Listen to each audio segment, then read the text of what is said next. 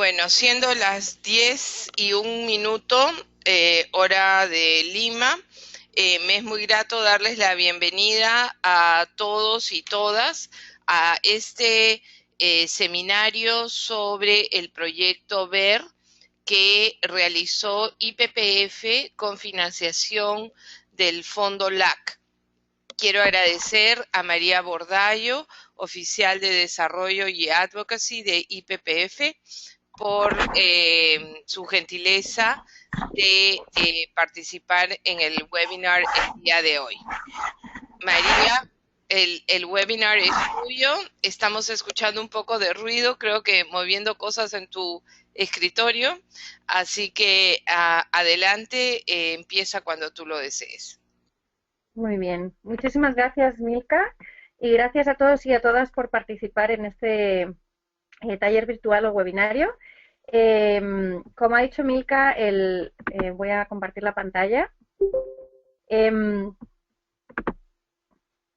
Como ha dicho Milka, yo voy a hablar sobre el proyecto VER, pero sobre todo voy a hablar de algunas áreas de trabajo que se incluyeron en este proyecto que tienen que ver con la financiación para el desarrollo y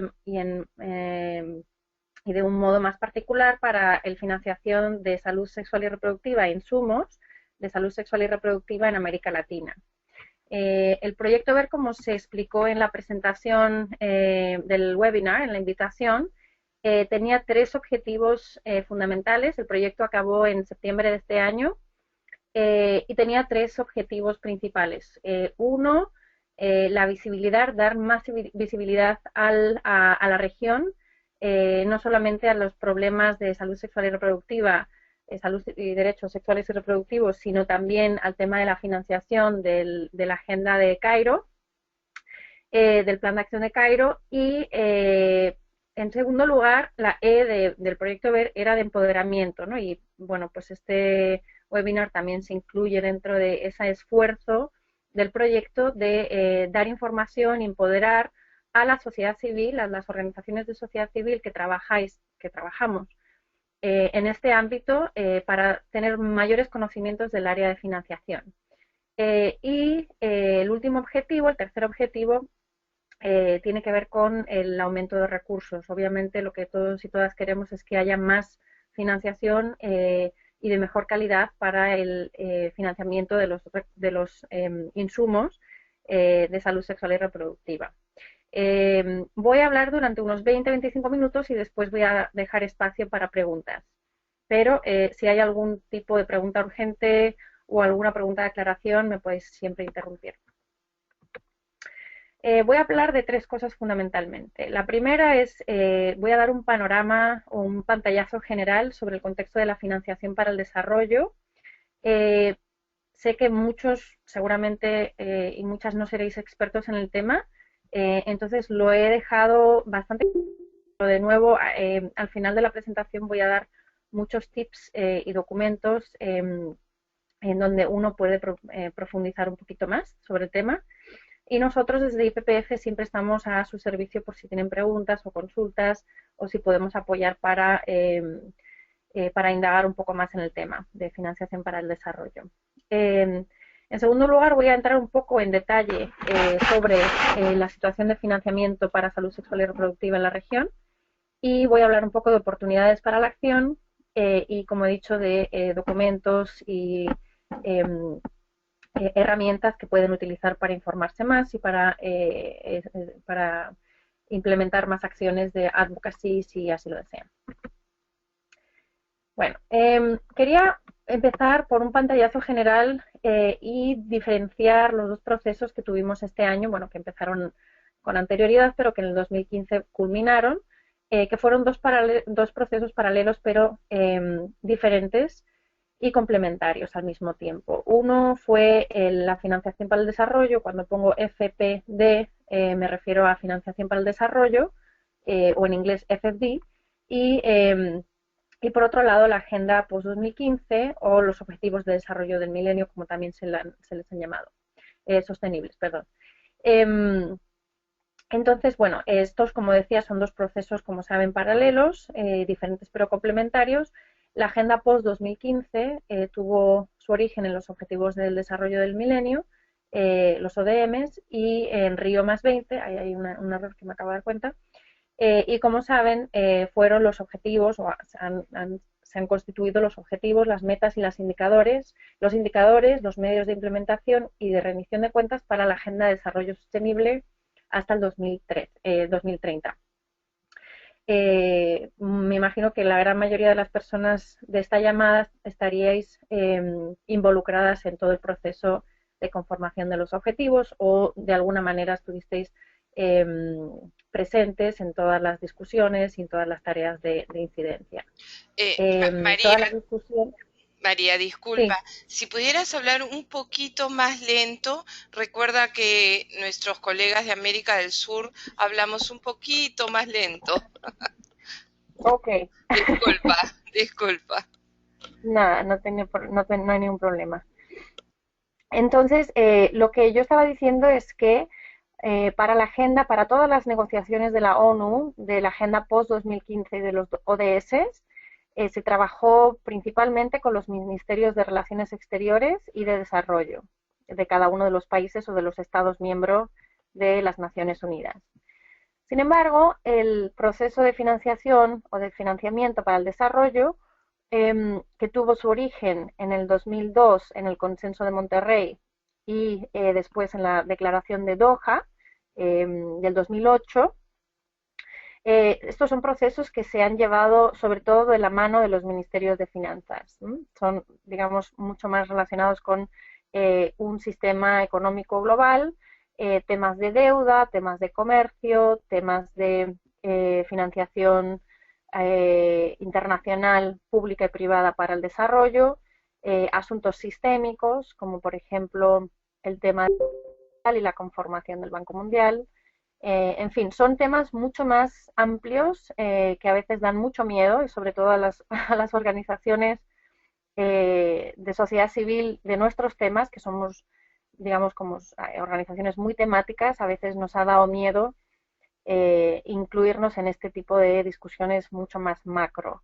Pero uno de los objetivos de este webinar es que nos demos todos y todas cuenta de la importancia que tiene, y voy a intentar traducir estos aspectos más macro a por qué son importantes para nosotros, ¿no? Bueno, entonces, me imagino, no me voy a detener en los objetivos de desarrollo sostenible, simplemente quería, digamos, dar el contexto de que se acordaron en septiembre 17 objetivos y 169 metas. Todavía se están discutiendo los indicadores. Mis colegas de IPPF del equipo de Advocacy tienen mucha más información y están dando seguimiento muy cercano a los procesos. Yo me encargo más de la parte de financiación. Y bueno, dos de los objetivos más cercanos a nuestros temas fueron el objetivo 3, que es garantizar la salud, y el objetivo 5, que es igualdad de género. Y en el objetivo 5 realmente es donde se incluye una agenda bastante buena, si no completa, no es completa, pero del tema de salud sexual y reproductiva. Bueno, en el webinar que hice, hablé un poco de la Conferencia Internacional de Financiación al Desarrollo que se dio lugar en Addis Abeba, en Etiopía, en julio de este año. Esa fue la tercera conferencia internacional de financiación al desarrollo, que, como decía, siguió a dos otras conferencias que se dieron en México, en Monterrey, y en Doha, en el 2008. Y de esas tres conferencias salió un documento de cada una. Yo me voy a detener en el último, que fue lo que llaman la Agenda para la Acción de Addis Abeba, el AAAA, y de qué se consiguió incluir finalmente en este documento, ¿no? Y de nuevo, esto es un trabajo que se vio apoyado por Forolac y en el proyecto BER, que es del que estoy hablando ahora mismo. Entonces, en este documento que aprobaron todos los Estados miembros, no se habla de salud sexual y reproductiva o de Cairo, por ejemplo, en particular, pero sí se hizo mención específica a la necesidad de aumentar los fondos en salud, especialmente para mujeres y niños y niñas. También se hizo mención explícita a la importancia de la igualdad de género para lograr un desarrollo sostenible, equitativo.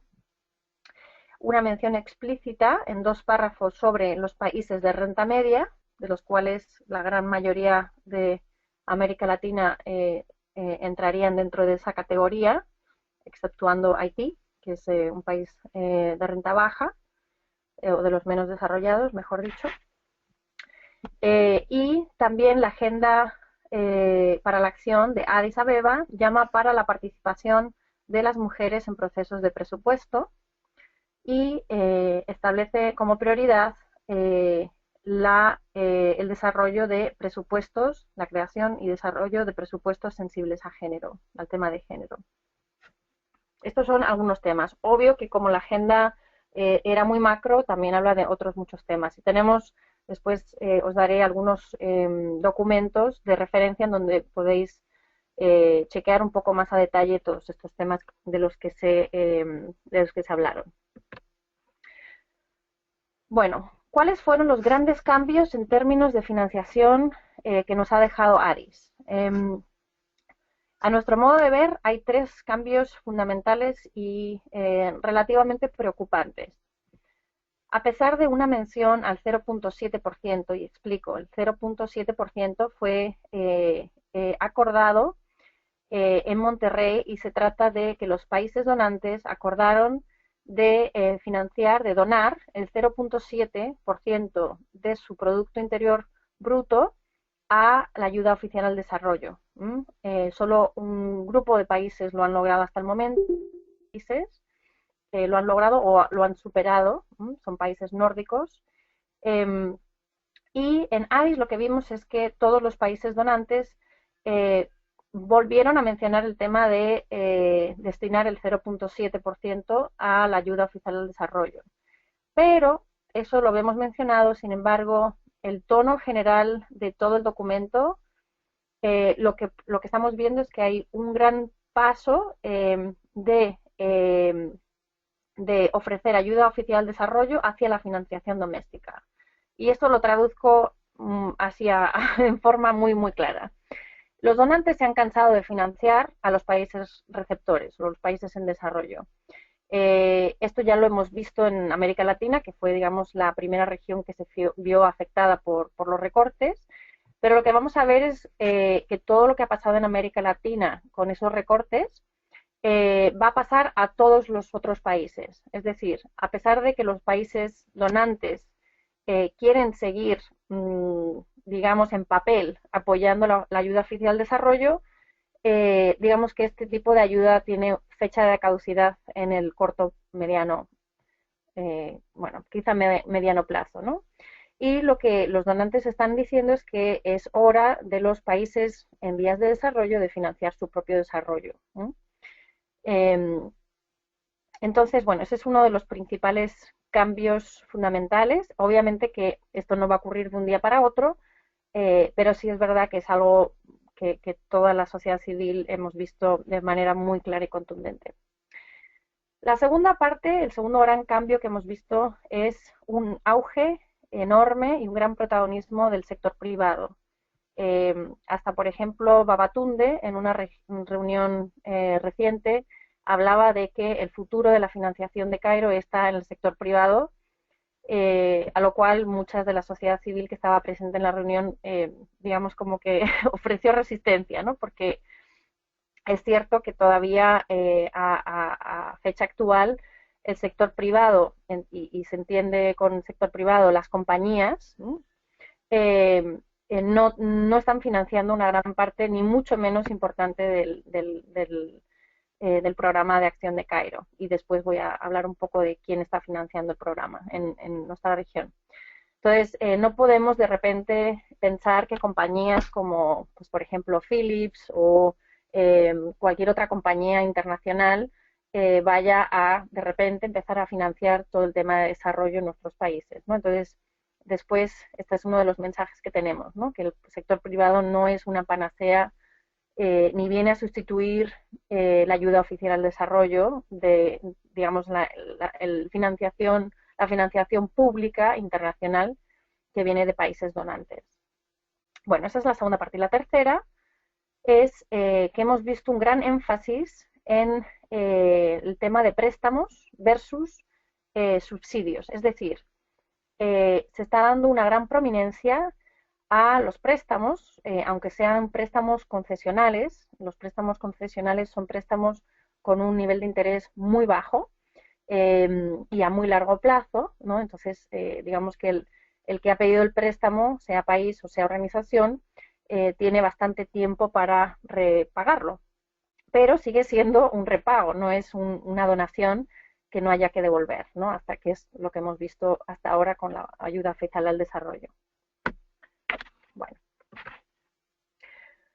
Entonces, los efectos inmediatos de los que yo ya hablaba, digamos que están unidos a una crisis, sobre todo en Europa, la crisis de los refugiados, como seguro que todos y todas habéis estado siguiendo en las noticias. En Europa hay una gran crisis de refugiados sirios y prácticamente la totalidad de los países donantes, bueno, de los países europeos que son donantes, están utilizando parte de la ayuda oficial al desarrollo para financiar el tema de los refugiados aquí en nuestros países.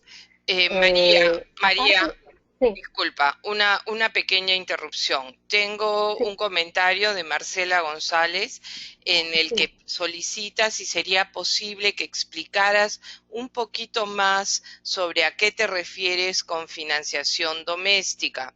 Otra cosita, no todos sabemos quién es Babatunde. Okay. Entonces, si hay algunos conceptos como esos que pudieras explicar. Ujú. Perdón. Perfecto, sí. Y perdón porque a veces, como no sé toda, no conozco a la gente que está en el taller, no sé, y me podéis interrumpir y preguntar, porque a veces sí es cierto que doy por sentado que la gente conoce esto o lo otro, pero si no se sabe, yo happy de explicarlo. Babatunde es el director ejecutivo del Fondo de Población de las Naciones Unidas, digamos como el jefe, en este caso del UNFPA o del Fondo de Población. Y como tal es una persona, una eminencia, y bueno, pues obviamente tiene sus opiniones y sus razones para tener esas opiniones sobre el sector privado, pero bueno, lo digo como referencia al tema del gran auge del sector privado y que muchos actores están, digamos que amarrándose a la posibilidad de grandes fondos que vengan del sector privado. El tema de los recursos domésticos es una muy buena pregunta. La OMS, la Organización Mundial de la Salud, habla de dos tipos de recursos domésticos, uno de fondos privados y otros de fondos públicos. Los fondos públicos domésticos, la financiación pública doméstica, es básicamente el dinero del gobierno que se destina a la financiación, por ejemplo, de salud o de insumos. En este caso, por ejemplo, sería de la financiación de un país dado, vamos a ponerle de Perú, que venga de su gobierno, ¿vale? Que son fondos públicos y que destinan al tema de salud sexual y reproductiva. Esos son recursos domésticos públicos, pero también hay recursos domésticos privados. En este caso pueden venir de varias otras fuentes. En su gran mayoría en América Latina proceden del bolsillo de los consumidores, lo que en inglés le llaman out of pocket expenditures. Entonces, puede ser que la salud se financie del bolsillo de uno mismo, por ejemplo, pues vamos a ponerle como ejemplo, Milka está en Perú y va a ponerse un implante y se lo paga de su propio bolsillo. Bueno, pues eso se llamaría financiación doméstica privada. Pero puede ser que, por ejemplo, IPPF en Perú lo cubra, ¿no? Entonces vendría de una ONG. Eso también se considera financiación doméstica privada. No sé si me explico. Entonces, digamos que son fondos que se originan en el país en donde la persona vive. Si son públicos es porque están subsidiados, digamos, por el gobierno, y si son privados puede ser bien porque viene de una ONG o de alguna aseguradora privada o porque viene del bolsillo de la propia persona. Esa es la diferencia. Entonces, básicamente este nuevo sistema viene a decir que los donantes que anteriormente, por ejemplo, podían estar financiando directamente un programa en Perú, eso que ya hemos visto que en América Latina ha ido cada vez más en descenso, para las otras regiones del mundo va a ir de forma acelerada también mucho más en descenso, ¿no? Y lo que están haciendo es darle un mayor protagonismo a la financiación doméstica, que en este caso no, y eso es uno de los peligros que iba a explicar después, eso es uno de los peligros porque la Agenda para la Acción no enfatiza el tema público, sino que habla de la movilización de recursos domésticos en general. Y puede ser un arma de doble filo, porque aquí lo que queremos es que haya un aumento de la financiación pública, no de la financiación privada de bolsillo, porque eso lo que hace es incrementar el gasto de las familias, de las mujeres y de las niñas, y esos son unos recursos que seguramente podrían estar utilizando en otros temas. ¿Quedó claro?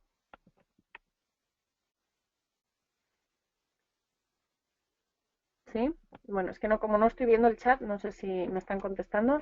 Pero bueno, Sí, de Milka, parte de Marcela, sí, sí, sí. vale, Y perfecto. Vale, y muchas gracias por la aclaración. Sí.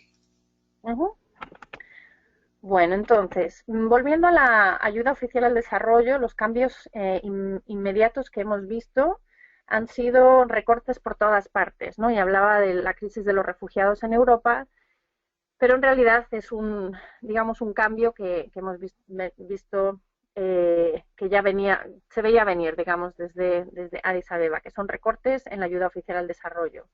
1 billón, Holanda acaba de anunciar 1 billón o 1 millón de millones, que nunca sé cómo se dice en español, en el 2016, también un recorte inminente de su ayuda oficial al desarrollo, AOD, del 43%, y fíjense que 100 millones de la ayuda que van a mantener la van a canalizar por el sector privado, es decir, no le van a dar a las ONGs 100 millones que le estaban dando, sino que le van a pasar al sector privado, a compañías que en principio son de índole, eh,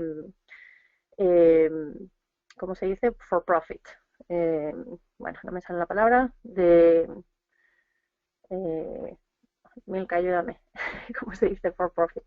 Bueno, que Con fin quieren, de lucro, con fin de lucro. como fines de lucro, Con fin eso, de lucro. se me había atascado la palabra, gracias. Y luego también hemos visto muy recientemente, en el último mes, que Suecia, Dinamarca y Noruega también están pensando en recortes inmediatos en su ayuda oficial al desarrollo. Bueno, entonces seguramente habéis escuchado el Global Financing Facility, el GFF, por sus siglas en inglés, y muchos y muchas se preguntan si va a ser la solución a todos estos recortes. El GFF, y os he metido en la presentación un link a un briefing que tenemos, a una hoja de información de IPPF sobre esta modalidad de financiación. Se creó en el 2014 por iniciativa del Banco Mundial, del Grupo del Banco Mundial, y algunos gobiernos, como fueron el gobierno de Canadá, de Noruega y de Estados Unidos,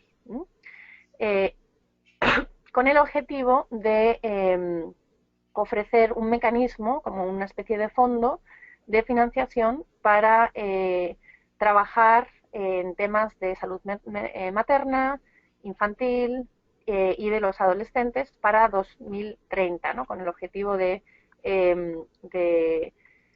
trabajar en estos temas hacia el 2030, ¿no? Y movilizar una serie de recursos. Hasta el momento se han movilizado unos 800, más o menos 1 billón de dólares que vienen de Canadá, 200 millones, Noruega, unos 600 millones, y juntos la Fundación Gates, Japón y Estados Unidos han movilizado 221 millones de dólares. Veo que hay algún chat, no sé si me quieres interrumpir ahí. No, no hay nada, no hay nada, no hay Ok. ninguna pregunta, no hay nada. Bueno, el plan comercial cubre 63 países. En este momento solo han comenzado con 4 países, de ahí quieren expandir a 8 más y de ahí al resto de los países. Pero en el corto plazo solo están trabajando en 4 países de la región de África y de ahí quieren expandir a 8 países más de las regiones también de África y de Asia. Las malas noticias, que como siempre nuestra región se queda casi prácticamente fuera y solo hay 3 países incluidos, Haití, Bolivia y Guatemala. ¿Cuáles son las principales críticas? Y comentarles que a lo mejor ustedes tienen otras ideas u otras opiniones, pero desde IPPF somos bastante críticos. Desde IPPF, de la región del hemisferio occidental, somos bastante críticos porque, por todas estas razones que voy a exponer. Primera, porque como habéis visto no es un fondo global como tal. En fin, solamente 3 países de nuestra región podrían acceder a fondos. El resto de los países, nada de nada. La segunda crítica es porque hace mucho énfasis en el objetivo de desarrollo sostenible número 3, que como decíamos es el tema de salud, salud materna, salud infantil, y mucho menos en el tema de derechos. Por ejemplo, no habla de temas de aborto, no habla de temas de anticoncepción de emergencia. Prácticamente ha sido imposible meter el tema de planificación familiar, por ejemplo, en los planes de acción de los países, de los primeros países que yo comentaba. En fin, es una agenda bastante parcial, ¿no? Y deja de lado muchos otros temas que nos interesan.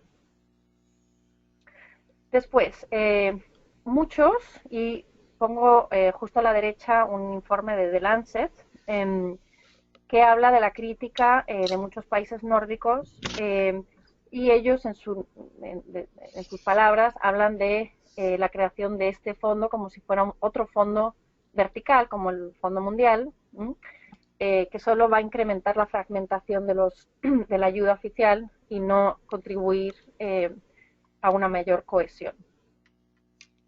Luego, otra de las críticas que para mí es fundamental es el tema de que en realidad no estamos hablando de subvenciones, sino que estamos hablando de, en su mayoría, préstamos. Entonces, ellos consideran, el GFF, considera que solamente van a dar $1 de ayuda, digamos, de subvención que no hay que repagar, por cada $4 que el país, por ejemplo, imaginaros Mozambique, que creo que son unos países prioritarios, por cada $4 que el propio país pida de préstamo. Y lo que hemos dicho antes, el tema de los préstamos es problemático porque aumenta la deuda, sobre todo en temas de insumos que sabemos que son costes recurrentes. Los costes recurrentes son costos que todos los años, año tras año, sabemos que vamos a tener como país. El tema de los insumos es un costo de salud básico, pero es un costo recurrente, es decir, todos los años sabemos que tiene que haber una partida presupuestal para el tema de insumos. Si el país tiene que devolver ese con un interés, ¿no? Imaginaros, hemos conseguido $100 para pagar, bueno, es un ejemplo, ¿no? $100 para pagar insumos, nosotros como país le tenemos que devolver al Banco Mundial 100 más XXX, ¿no? Dependiendo del préstamo, del interés que nos impongan. Entonces, en realidad, no es un tema muy sostenible, porque el país va a tener que devolver ese dinero y además va a tener que pagar al final del día va a tener que pagar más dólares por cada servicio o por cada insumo que ofrece. Entonces, es problemático y vemos que en realidad beneficia a los acreedores o a los prestamistas, ¿no? Que en este caso son los prestamistas del Banco Mundial. Después, como decíamos, porque otra de las críticas es porque tiene un gran énfasis en recursos domésticos y esta, lo que hablaba antes, es un arma de doble filo, porque los recursos domésticos, como hemos dicho, pueden ser públicos y pueden ser privados. Y lo que queremos es que sea un énfasis en recursos domésticos públicos, pero el GFF no hace mención explícita a que tienen que ser un incremento de los recursos públicos. Entonces, es posible que estemos poniendo el énfasis en los recursos privados, en que en su mayoría son recursos, como decía antes, que vienen del bolsillo, ¿no?, de los consumidores. Después, de momento, del trabajo que hemos visto, y IPPF tiene varios briefings al respecto, hemos visto que ha habido muy poca transparencia en muchos de los temas desde la creación del GFF, en concreto de la participación de la sociedad civil en la creación de los planes, o, por ejemplo, en cómo se van a tomar las decisiones para saber qué país entra, qué país no entra, o qué país entró o no entró, y cómo se van a dedicar los fondos, cómo se van a dividir los fondos para cada uno, ¿no? Hay muy poca transparencia. María, tengo acá Sí, un comentario de José Luis Alfaro que nos sí, dice que en el indicador 3.7 de ODS, de la ODS 3, señala garantizar el acceso universal a los servicios de salud sexual y reproductiva, incluido planificación familiar, información y educación, y la integración de la salud reproductiva en las estrategias y los programas nacionales. Quizás habría que comentar que el GFF, el Mecanismo Global de Financiamiento, no necesariamente va avalado con los ODS, ¿no? Y que estos indicadores no son vinculantes para el GFF. sí, sí, eso lo he mencionado. Efectivamente, como decía, una de las críticas es que uno de los temas que no incluye es que no está haciendo referencia explícita es al tema de derechos. Y esa es una crítica, ¿no? Efectivamente, que se enfoca mucho al tema de salud materna, que es obviamente muy importante, pero déjale de lado toda la parte de acceso universal a, por ejemplo, a la planificación familiar, al vínculo con la educación sexual, etcétera, etcétera. Entonces, efectivamente es una crítica que les hemos hecho. Uh-huh. ¿Ok? Listo, gracias. Ok. Bueno, entonces, ¿por qué todo este tema es importante para nosotros? Es importante porque necesitamos saber cómo se financiará la agenda de salud sexual y reproductiva en nuestra región, y obviamente también tiene una parte que nos toca muy de cerca a las organizaciones que dependemos de financiación externa, ¿no? Que me imagino que seremos muchas de las organizaciones presentes en el webinar. Entonces, es importante porque tenemos que estar muy pendientes. El espacio de financiación se ha reducido, pero se puede reducir aún más, y por eso hay que actuar. Quería dar unos pantallazos de una hoja informativa que presento después, pero es una hoja informativa que pudimos desarrollar precisamente con los fondos del Foro LAC para este proyecto, que hemos diseminado a más de 30 donantes, y que nos fue súper útil, fue una herramienta muy útil en todos los trabajos de advocacy. Entonces, recomiendo a todos y todas que vayan a la página web para leer esta hoja de información. Son 4 páginas. Y básicamente resumo los mensajes que nos parecieron más importantes recoger y que hemos estado utilizando en ADIS y después de ADIS. Por una parte, lo que hemos visto en América Latina es un marcado crecimiento económico, aunque sí es verdad que, como veis aquí al final, aquí en estos últimos años, este marcado crecimiento se ha estancado, ¿no? Y se ha, ralentizado de forma considerable. En muchos países, que estamos haciendo ahora un estudio así un poquito más en detalle, incluso se está revirtiendo ese crecimiento económico. Entonces hay que siempre tomar esta información con mucho cuidado, ¿no? Pero a pesar de el crecimiento económico tan marcado en los últimos años, el porcentaje de gasto en salud, eh, eh, y esto se trata del crecimiento, o sea, vamos a ver el Producto Interior Bruto, digamos que es la riqueza de un país, de aquí el gasto en salud se mide por el total que se gasta de las arcas públicas en salud. Y este es lo que antes hablábamos, ¿no? De los recursos domésticos en salud, ¿no? Y lo que vemos aquí es que en América Latina el gasto en salud ha sido menor que en la media mundial y lleva estancado desde el 2009. Y como decía, ahora estamos haciendo un estudio en IPPF en la región donde vamos país por país mirando todo en detalle cuánto gasta cada uno de los países. Este es un conglomerado regional, pero vamos a ir mirando país a país. Y la ayuda oficial al desarrollo en América Latina ha sido solo una pequeña parte del total internacional y, como saben todos ustedes, ha ido en decremento en los últimos años. Y esto lo que nos da es una idea de cuánto ha sido la ayuda oficial al desarrollo y cuánto fue para América Latina, que es muy poquito. Y esto en general para todos los temas, pero en particular para el programa de Cairo, que el Fondo de Población todos los años hace un estudio para ver cuánto se destina a todos los niveles de ayuda oficial al desarrollo, pero también contribuciones domésticas, solamente fue un 0,4% de toda la ayuda oficial al desarrollo a nivel global y ha venido en descenso. Y a pesar de todo eso, bueno, que seguramente relacionado con todo eso, con todos esos recortes de financiación y falta de priorización, lo que hemos visto en un informe de la UNFPA, del Fondo de Población, es que de los 40 países que tienen un 20% de embarazos o más de adolescentes, ¿no?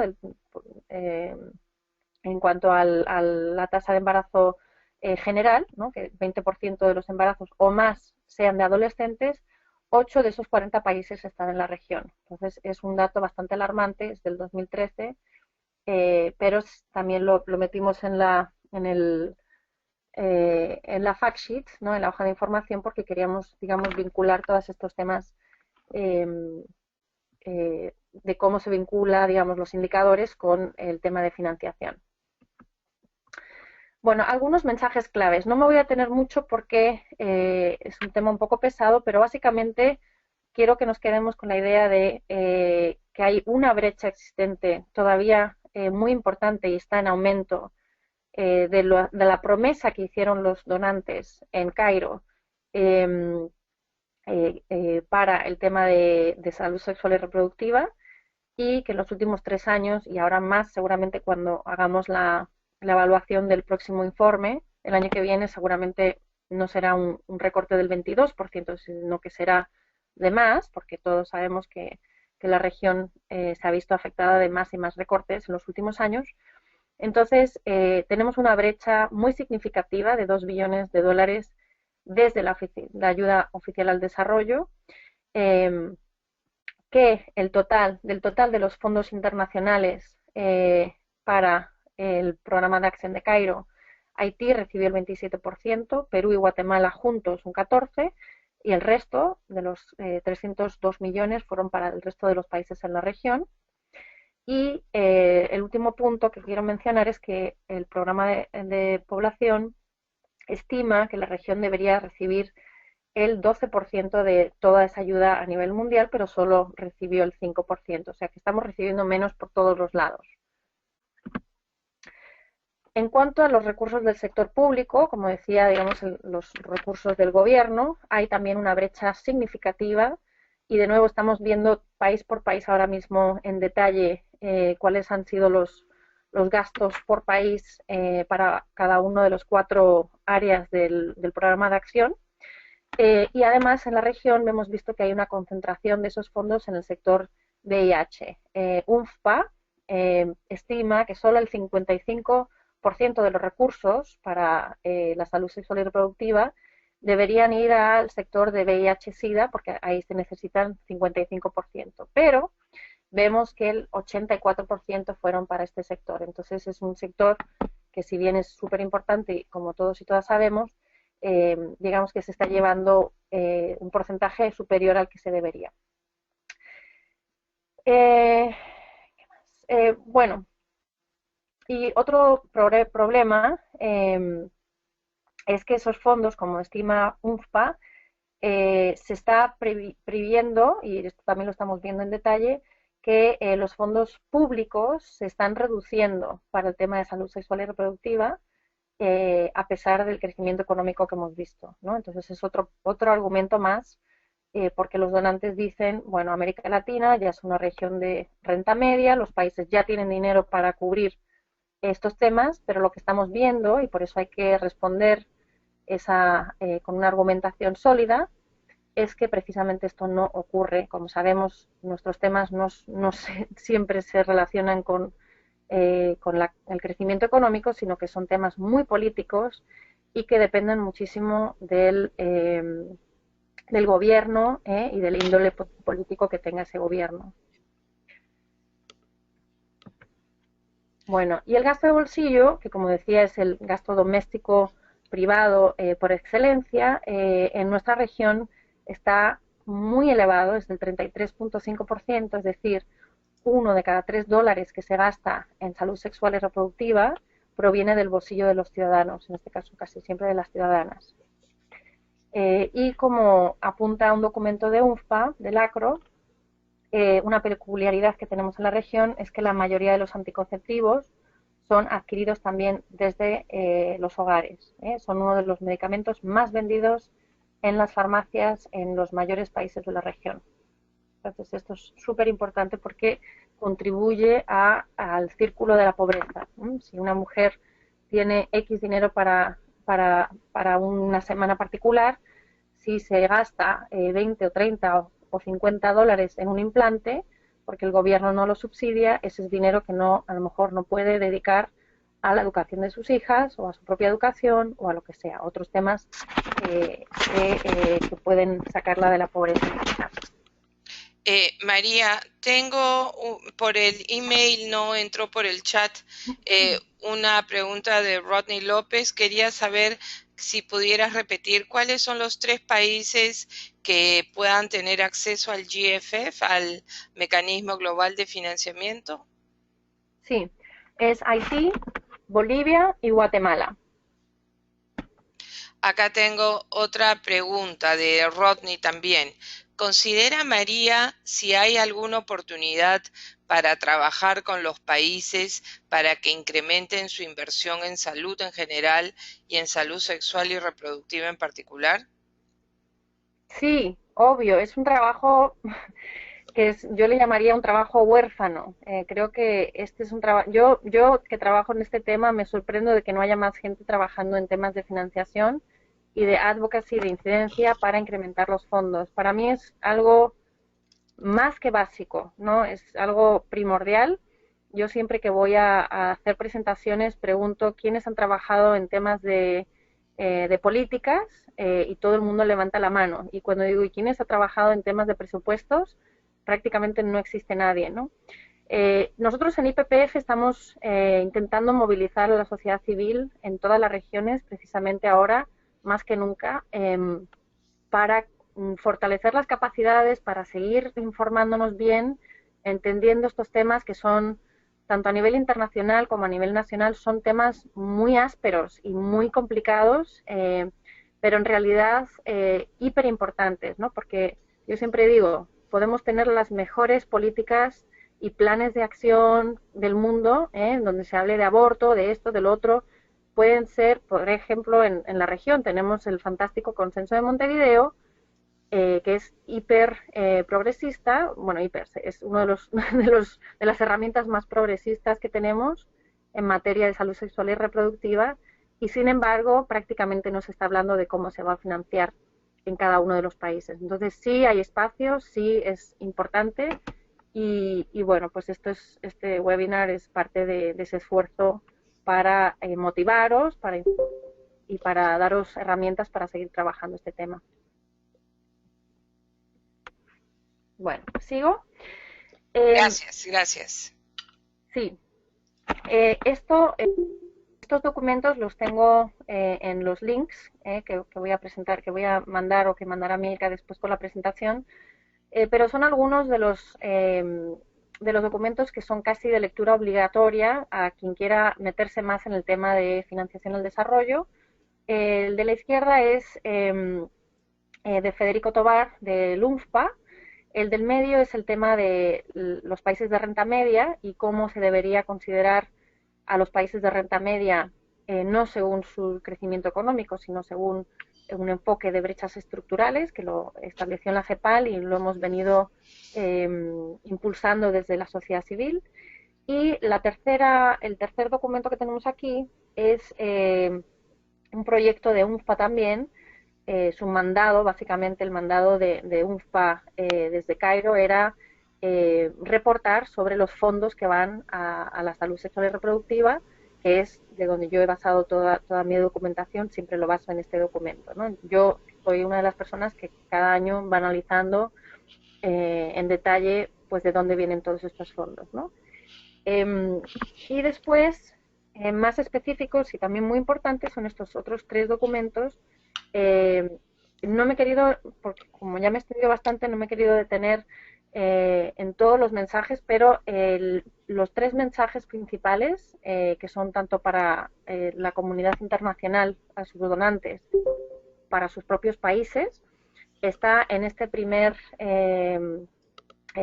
documento, que es del que estaba hablando, que es con el que creamos, que es el que creamos con la ayuda de Forolac, que se llama El dinero importa en países de renta media. Ahí tienen todas nuestras sugerencias, consejos y mensajes, tanto para, como decía, los donantes como para los propios gobiernos de nuestra región.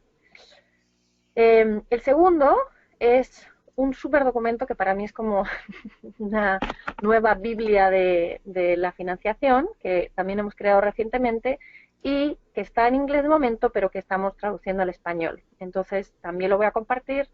Básicamente habla de forma muy, muy, muy básica, o hemos intentado por lo menos traducir de forma muy básica para que todos que hemos comenzado a trabajar este tema entendamos muy bien cuáles son los aspectos de financiación para la salud sexual y reproductiva y para insumos muy en particular, porque también fue apoyado por la red de insumos, por la coalición de insumos, y como digo, seguramente lo tendremos listo para enero.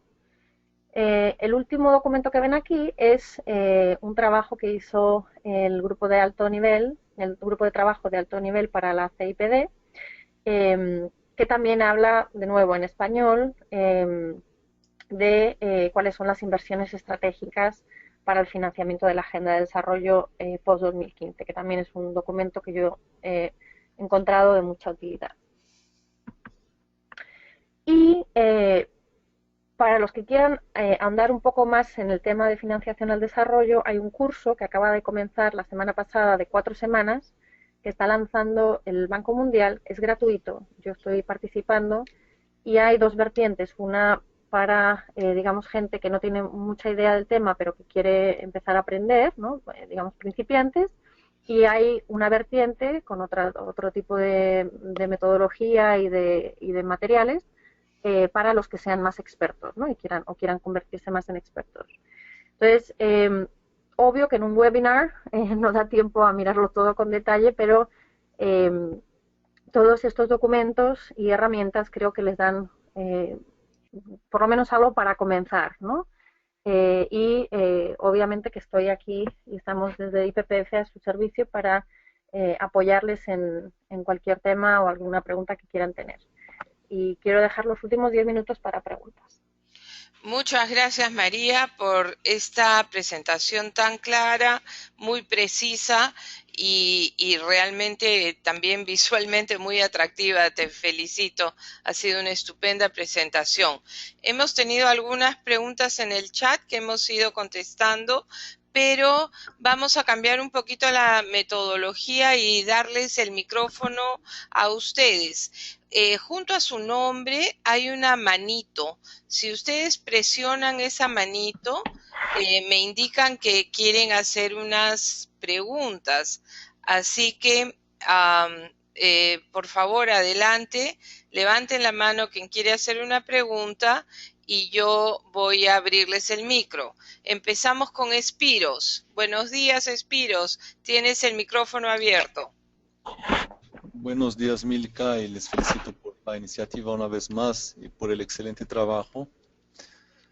Tengo una pregunta amplia y muy difícil. Creo que tal vez es algo para que todos pensemos cómo podemos lograr llegar a eso. Considerando que el tema es un asunto importante de ámbito global y que afecta la calidad de vida y nivel mundial de desarrollo, ¿cómo podríamos influir en todos los países, tal vez a través del Ministerio de Salud, que eso sea un tema independiente de partidos políticos, de ministros, de creencias particulares de los tomadores de decisión que están momentáneamente a un cargo, de manera que sea hecho una planificación amplia y de largo plazo?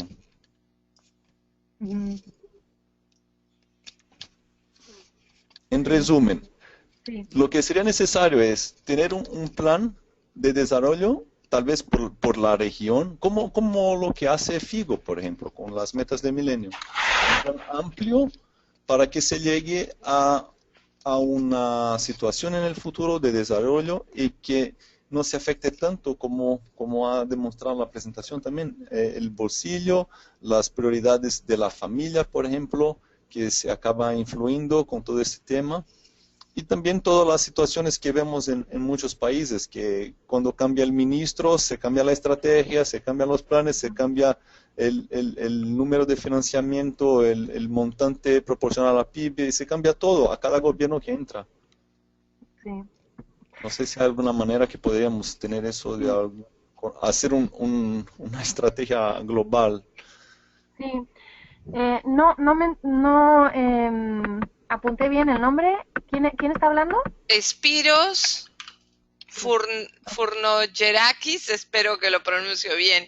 Espiros nos habla desde Brasil, él trabaja para Women Care Global. Perfecto. Sí, Espiros, tienes toda la razón y hay dos comentarios que querría, y por favor, si alguien más del taller tiene ideas, por supuesto, dejamos la puerta abierta. Yo creo que uno de los elementos que yo he identificado como problemáticos es el tema de investigación. No tenemos estudios, aunque sean estudios digamos, de despacho, ¿no? Desk reviews, no tenemos información muy contundente sobre cómo, sobre mejores prácticas, ¿no? Seguro que hay en algún país del mundo estrategias que precisamente apuntan a este problema que dices tú, ¿no? Y a esta solución posible que sería, digamos, la fijación de algunas de las políticas independientes para que sean independientes del partido político que llegue en un momento u otro, ¿no? Y hemos visto muchos países avanzando en muchos temas y vuelve a cambiar el gobierno, en mi país uno de ellos, ¿no? En España, y todos los avances de varios años digamos, se pierden porque vuelve un gobierno mucho más conservador. Entonces, creo que el tema de investigar bien y estudiar bien prácticas positivas y ejemplos positivos para este y otros temas es uno de los retos que tenemos como sociedad civil. Y yo lo veo porque básicamente hay muy poco documentado en este tema. Entonces, creo que eso es un tema importante. Y el otro es que ahora tenemos una oportunidad fantástica que es el consenso de Montevideo. Ahí se va a hablar, uno de los capítulos es sobre financiación, y ahí se va a hablar y van a hablar los gobiernos de nuestra región de este tema. Entonces, en cuanto esa puerta se abra, que todavía no se ha abierto, pero en cuanto se empiece a discutir cómo se van a implementar cada uno de los capítulos y cada una de las prioridades del consenso de Montevideo, ahí tenemos una oportunidad y tendríamos que hablar como sociedad civil cómo nos cómo nos juntamos, cómo nos preparamos y cómo hablamos con una sola voz y a nivel país, precisamente para impulsar las medidas que pensemos que son las necesarias para que haya una discusión, para empezar, ¿no?, sobre financiación y que haya recursos suficientes y de calidad. Muchas gracias, María. Gracias, Espiros, por la pregunta. ¿Alguna otra persona que quisiera preguntar? Por favor, junto a su nombre hay una manito. Si ustedes hacen clic ahí, yo puedo ver quién quiere hacer una pregunta. Mientras van pensando sus preguntas, quería avisarles que toda la presentación ha sido grabada, tanto audio como video.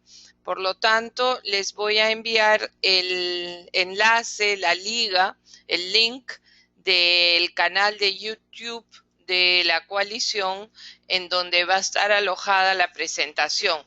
Si ustedes entran al website de la coalición, van a encontrar ahí una biblioteca de todos los webinars que se han hecho, no solo en nuestro foro LAC, sino también en otros grupos de trabajo de la coalición. No veo ninguna otra pregunta más, María. Lo que sí, varios comentarios sobre la excelencia de la presentación y miembros agradeciendo tu participación el día de hoy. Ha sido realmente excelente. Antes que se vayan, quiero avisarles que para diciembre vamos a tener un webinar sobre el condón femenino, así que voy a estar enviando a todos ustedes la información sobre este nuevo webinar en el foro LAC. Espiros también escribió la pregunta por escrito. Muchas gracias, ¿no? Nos escribe él siempre en portugués. Muchas gracias, Espiros. María, tienes el micrófono para cerrar el webinar y despedirte. Muy bien. Pues muchas gracias a todos y todas por la atención.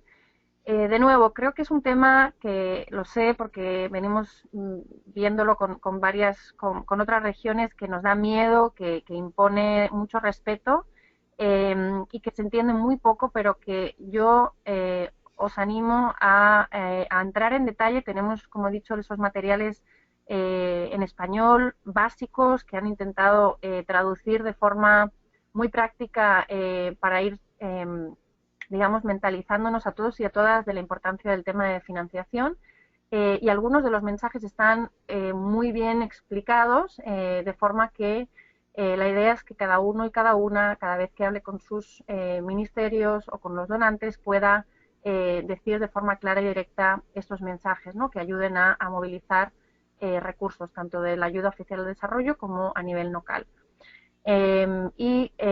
Decirles que bueno, seguimos trabajando este tema desde IPPF y que habrá seguramente otro webinario al principios de año, por si quieren bueno, pues tener un repaso o afianzar un poco algunos temas, y si tienen alguna pregunta directa, al final de la presentación también está mi mail. Así que muchísimas gracias a todos y todas y espero vernos pronto.